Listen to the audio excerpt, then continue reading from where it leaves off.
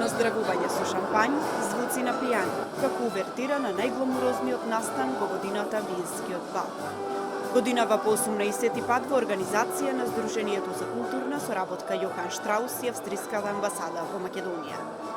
Не знаеш што е повозбудливо, периодот на подготовка или самата вечер.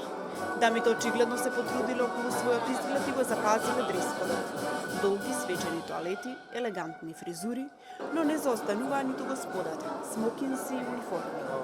Прв пат доаѓаме, имаме слушано веќе неколку години уназад и сметаме дека е баш добра организација и повод за да присуствуваме и ние да видиме нешто поразлично од секој невието.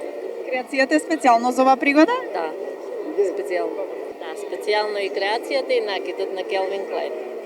Затоа што е секогаш убаво кога си присутен на некои различни нешта.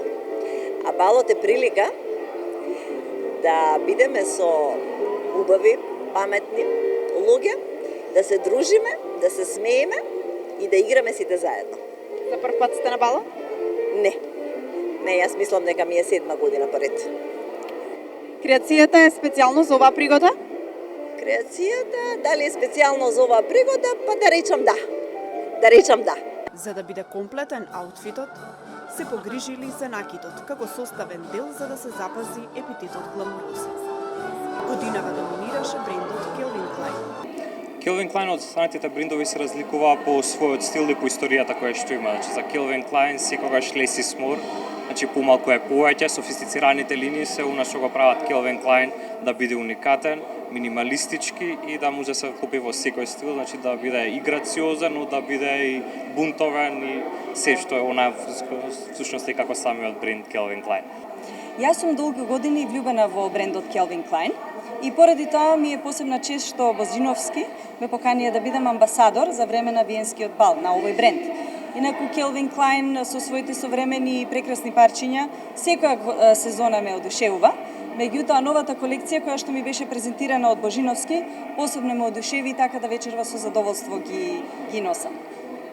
Јас долго време живеев во Соединетите Американски држави и веројатно таму веќе ми е оној момент во кој што да речеме таа линија на Келвин Клайн до некаде одговара на мојот карактер и се препознавам во целиот тој модел. Сакам накид многу и тоа е препознатливо на мене секогаш да го менувам во согласно со тоа што носам, меѓутоа посебно таа колекција ми е драга и некако и кога одите и кога одбирате и да сакате нешто друго, ве влече она кон кое практично вашата личност е поврзана со тоа, а тоа е токму тоа Келвин Клайн.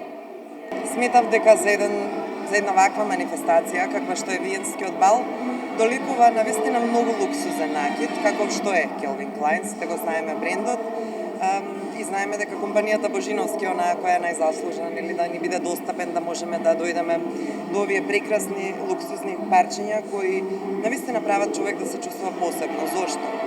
Затоа што овој минимализам кој што го гледаме нели во најновата колекција и генерално нели Келвин Клайн е таков, придонесува само да се потенцира карактерот кој веќе е изграден. За една ваква несекојдневна забава, по примерот на светските метрополи, треба да сме му благодарни на проект менаџерот Оливер Арсовски.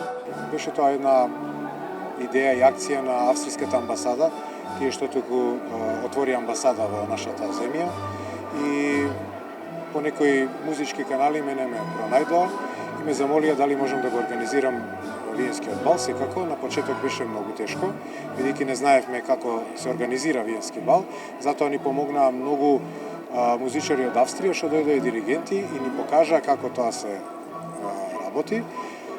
Првите 2-3 бала беа во помала форма, но ние потоа го развивме во една убава манифестација која трае веќе 18-та година до ден денес. А благодарение на таа соработка помеѓу Република Македонија и амбасадата на Република Австрија во нашата земја, добивте и орден за заслуги токму од оваа земја. Да, председателот на Австрија пред 5 или 6 години ми додели златен орден за заслуги за народ за Австрија, бидејќи ја поттикнувам цело време овие 20 години соработката помеѓу двете наши земји, помеѓу Република Австрија и Република Македонија. Откако сите предуслови се исполнети, балот може да почне на знак на оркестарот Јохан Штраус и наставот на примаданца.